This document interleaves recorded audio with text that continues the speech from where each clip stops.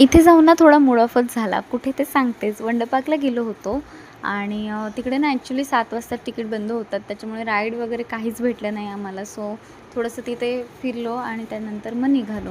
त्यानंतर काय करायचं, कुठे जायचं काहीच कळत नव्हतं. त्यामुळे मग बाहेर निघालो तर फालुद्याची गाडी दिसली. तिथे मस्त फालुदा एन्जॉय केला आणि त्यानंतर आम्ही गेलो होतो ते इनॉर्बिटच्या मॉलला. इनॉर्बिटला असं आधी मी कधीच गेले नव्हते, पण मोबाईलवर सर्च केलं तिथे थोड्या राईड वगैरे आहेत, त्याच्यामुळे तिकडे गेलो. मुलांनी तिकडे खरंच खूप छान एन्जॉय केलं. हे बलून्सचं होतं तिथे.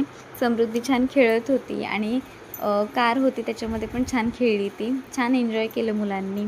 मस्त थोडंसं फिरलो आणि घरी येता येताना आम्हाला 11 वाजले होते.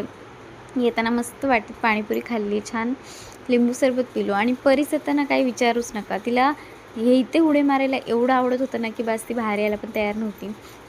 तिने पण खरंच खूप छान एन्जॉय केले. नाही तर एरवी ना बाहेर एवढी किरकिर करते ती, काय विचारूच नका.